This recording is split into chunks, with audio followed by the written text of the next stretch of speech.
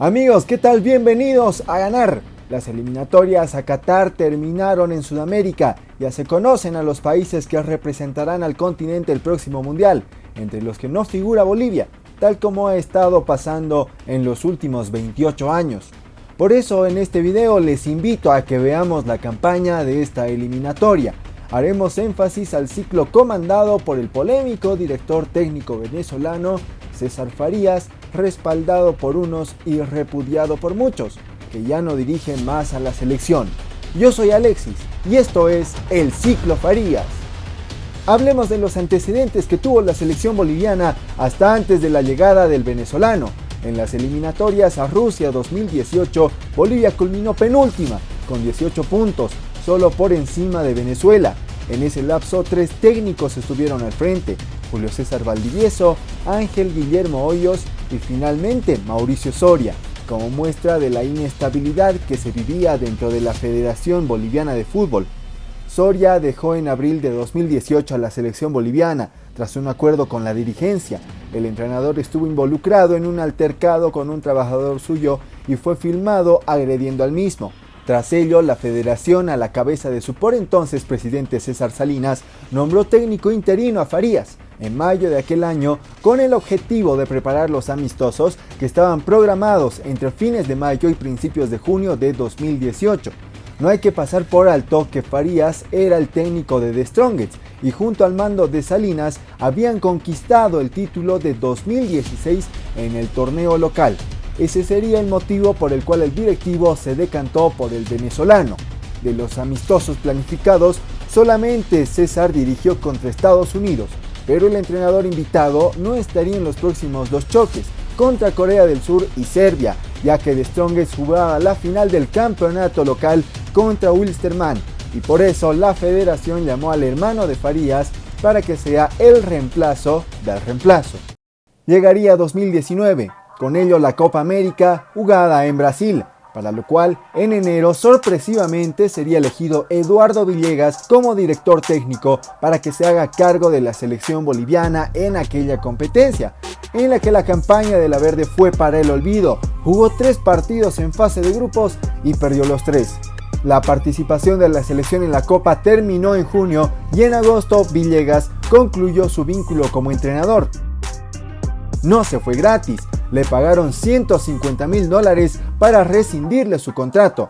De esa forma, el técnico que había sido el elegido para dirigir las eliminatorias al Mundial de Qatar solamente cumplió 7 meses en el cargo y se fue sin pena ni gloria. La salida de unos significaría el regreso de otros. Esta vez, ya no en condición de interino, el 30 de agosto del 2019, César Farías era presentado en conferencia de prensa como nuevo director técnico de la selección boliviana por el presidente de la Federación Boliviana de aquel entonces, el señor César Salinas, justificando la contratación en base a que el venezolano tenía un plus por ya conocer el medio nacional, además de contar con experiencia internacional. En esta parte hablemos de la mencionada experiencia de César Farías. Como jugador, fue defensa y mediocampista en el club venezolano Monagas. Como entrenador, debutó en el Nueva Cádiz para luego dirigir a Zulianos, Trujillanos, Deportivo Táchira, entre otros clubes, para finalmente llegar a comandar la selección nacional venezolana en 2007 hasta el año 2013. Aquí creció su figura en base a logros con su país, consiguiendo clasificar al Mundial Sub-20 con Venezuela, algo que nunca había conseguido a aquella nación. También logró quedar a solo 2 puntos del puesto de repechaje al Mundial de Sudáfrica 2010. Y por último, consiguió un 4º puesto en la Copa América de Argentina 2011. Tras ello, en el año 2013, Farías renunciaría a la selección vinotinto. Posteriormente continuaría su carrera siendo director técnico de clubes nuevamente. En esta ocasión dirigiría a Xolos de Tijuana en México el año 2013. Fue despedido tras 7 partidos por tener un rendimiento por debajo de lo esperado. En 2015 se fue hasta India para dirigir al club Northeast United, ocupando el puesto 10 de 11 equipos. Posteriormente llegaría a Paraguay para hacerse cargo de Cerro Porteño, para dirigirlo en Copa Libertadores y torneo local. Allá Farías solo duró 4 meses en el cargo y finalmente fue destituido por malos resultados en el torneo continental. Sin embargo, la carrera de Farías continuaría en Bolivia, haciéndose cargo de The Strongest. Aquella temporada, luego de 3 años, se consagraba campeón del torneo local, derrotando a Bolívar en la final disputada el 24 de diciembre. En medio de ello, el estratega venezolano estuvo involucrado en una polémica, que fue la suspensión por 2 años, tras hallarlo culpable por agredir a un dirigente de Oriente Petrolero en medio de un partido. Y en una discusión, el técnico del equipo de The Strongest, César Farías, agredió a Benjamín Saucedo, dirigente de Oriente Petrolero. Antes de finalizar el primer tiempo, se sucedió un incidente en la mesa de control. César Farías, director técnico de The Strongest, agredió al dirigente de Oriente Petrolero, Benjamín Saucedo, quien habría insultado al técnico atigrado. Si quieren que me vaya, yo no tengo problema. Si me van a suspender 6 meses porque me hicieron una componenda, está bien, me parece muy bien. Yo agarro mis maletas y me voy. Pero eso no va a ayudar al equilibrio del fútbol boliviano, al progreso del fútbol boliviano. Yo vine a trabajar. Las cosas que me dijo ese señor y terminó en el partido, que es lo más triste. Entonces, ¿ustedes creen que eso es justo? O sea, si yo cometí un error, él no lo cometió. Él insultó a todos, nos dijo extranjeros, todos. Para cerrar esta parte, el palmarés del venezolano es el siguiente. Farías conquistó 2 títulos de ascenso en Venezuela con Nueva Cádiz y Zulianos, mientras que fuera de su país fue campeón con The Strongest. Con todo este contexto, hablemos de su trabajo al frente de la selección boliviana. Farías fue presentado en septiembre de 2019 con un contrato por 3 años y medio, culminando el mismo al final de las eliminatorias o del Mundial, en caso de que Bolivia hubiese conseguido clasificar a Qatar, lo cual no pasó. Su cuerpo técnico, compuesto por 14 personas, además de él. El salario anual del técnico venezolano alcanzó a $800.000, siendo la Federación Boliviana agente de retención impositiva del 15,5%, pero el pago líquido a Farías llegó a la cifra de $676.000, lo cual entre 12 meses da como resultado $56.333 mensuales. Hay que destacar que él es el encargado, o mejor dicho, fue el encargado de pagar a algunos miembros de su cuerpo técnico, y en otros casos la entidad federativa fue la que asumió la cancelación salarial. Abordamos la siguiente parte, el trabajo de Farías. Su labor al frente de la selección inició con la conducción del cuadro boliviano sub-23 en el preolímpico disputado en Colombia en enero de 2020. Allí ganó 2 partidos, haciendo 6 puntos de 12 y quedando a un paso de la segunda ronda solamente por el gol diferencia.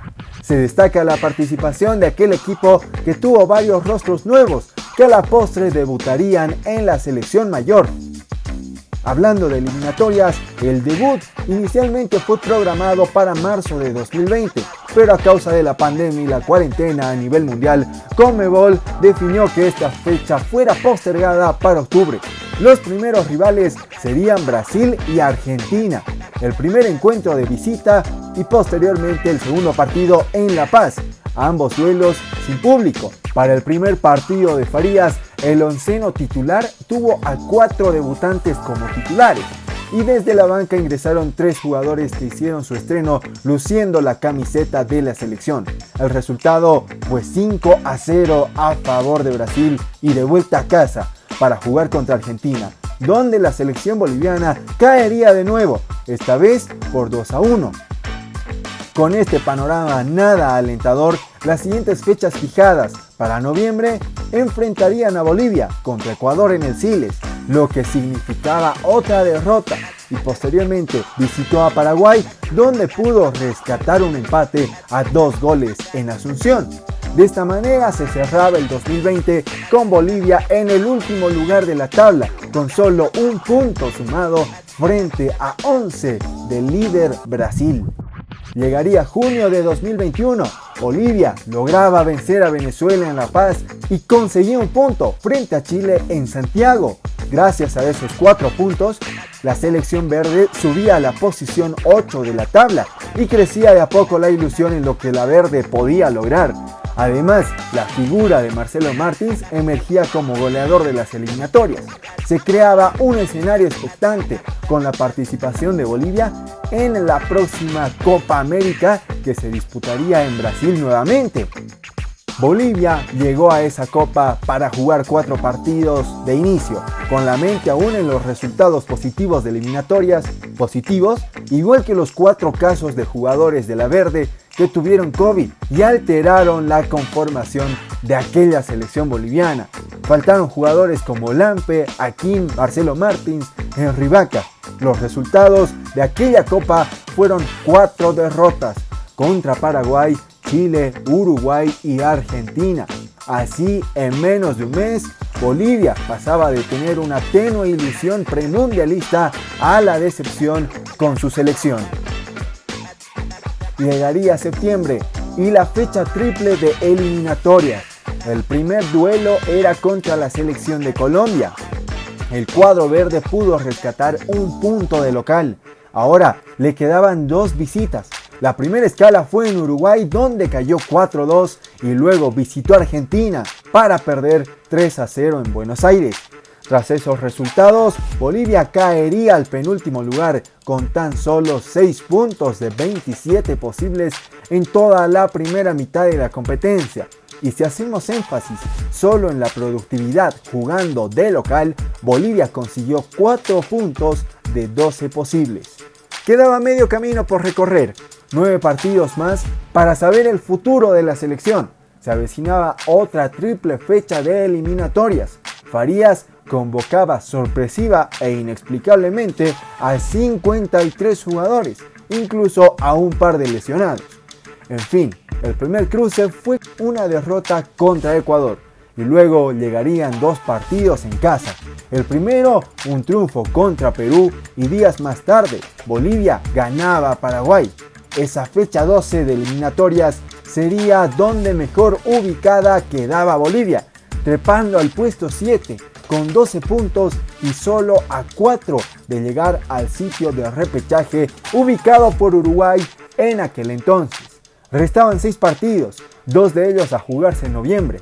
El primer juego fue contra Perú. Farías ponía un onceno inédito y ratificaba que jugar de visitante era una tortura para Bolivia. El resultado, goleada de Perú por 3-0. El siguiente rival era la selección de Uruguay. Triunfo en La Paz y la verde mantenía ciertas chances. La gente con calculador en mano hacía números para ver si a Bolivia aún le alcanzaban los puntos y conseguir una posible clasificación. Ya en 2022, la primera visita era a Venezuela. Los más optimistas confiaban en emular un triunfo como en el 93, pero eso no iba a ocurrir. Farías tendría días antes un amistoso contra Trinidad y Tobago, sparring que no dio resistencia y fue goleado en Sucre, pero ya en el partido por los puntos no aparecieron los goles en la selección. Salomón Rondón sí los hizo para Venezuela, selección última en la tabla que vapuleó al equipo de Farías por 4-1 y Qatar parecía cada vez más lejos. Si Bolivia no sumó de visitante, tampoco lo hizo de local, cayendo días después contra Chile en el Siles por 3-2. Allí, después de aquel partido, Farías ya hablaba de su desvinculación de la selección boliviana. Entonces es preferible asumir con la misma responsabilidad de siempre. O sea, el problema de no ir al Mundial es de Farías, sí. Es cierto. Entonces eso se cambia muy fácil. Se pone otro entrenador. Lógico. Ojalá que las vivencias y las experiencias, las buenas y las malas, sirvan para mejorar cosas. Pero todo no estaba perdido. Faltaba perder con Colombia en Barranquilla y contra Brasil en La Paz. Partidos en los que Farías ya sabía eran los últimos que tenía que dirigir al combinado verde. Por ello lanzó una nómina en la que figuraban varios jóvenes y sub-23, bajo el pretexto de rejuvenecer a la selección. Estos jugadores sufrieron 7 goles, 3 de parte de Colombia y 4 de Brasil. Todo comenzó como empezó, con una goleada y con jugadores debutando porque sí. Así, el 29 de marzo, César Farías dejaba la conducción técnica de Bolivia con el combinado nacional penúltimo en eliminatorias, obteniendo solo 15 puntos, perdiendo 11 partidos, 4 de ellos de local, con el pórtico más vencido, perdiendo rachas de invicto como local contra Argentina y Brasil, de 15 y 37 años respectivamente, y con un salario anual de más de $600.000. A propósito del tema económico, si bien Farías decía en una entrevista antes de asumir el mando de la selección boliviana que si en un trabajo no le iba bien, él sería el primero en irse. Me han tratado de contactar públicamente y no he hablado. Ya hoy puedo decir que sí hay un acercamiento y que hoy mi abogado está viajando dentro de un par de horas a La Paz, sale desde acá de Buenos Aires, afinamos muchos detalles para discutir, que no son detalles, ellos quieren y yo quiero, pero son detalles de las formas de preparación, de las formas contractuales, porque tampoco la idea es ir y que estés inestable. Yo antes en Venezuela el contrato era prácticamente día a día, y no es que eso no me preocupa. En verdad, yo creo que el trabajo te va diciendo si te vas o te quedas, porque si no me va bien, yo soy el primero en irme. Pero cuando se habló de su alejamiento del cargo tras perder en La Paz contra Chile, Farías ponía su cargo a disposición, mas no renunciaba. En otras palabras, esperaba que la federación le pague los cerca de $400.000 por rescindirle su contrato, algo que el presidente de la Federación Boliviana, Fernando Costa, y su comité ejecutivo consideraba inviable por el alto monto, que fuera acordado a inicios con el ya extinto expresidente César Salinas. El monto aproxima los $400.000, si mi memoria no me falla. 450.000, bueno, es una cifra aproximada la que les estoy brindando. En este momento sería prematuro especular sobre el tema. Escuchemos al profesor Farías, dialoguemos con él y veremos si es que qué decisión ha tomado, qué propone, y en base a ello tomaremos determinaciones. Evidentemente, cuando no se cumplen los objetivos implican fracaso. De todos modos, los fracasos nos deben permitir proyectar un mejor futuro, un mejor trabajo para que el fútbol boliviano pueda salir adelante y podamos a futuro, que sea en el corto plazo, participar de un mundial y tener un mejor ranking dentro del fútbol sudamericano. Lo que dejó el trabajo de Farías. A lo largo de la eliminatoria y Copa América, que suman 22 partidos, Farías echó mano de 52 futbolistas. Bajo su orden, 23 debutaron de forma absoluta con la selección boliviana.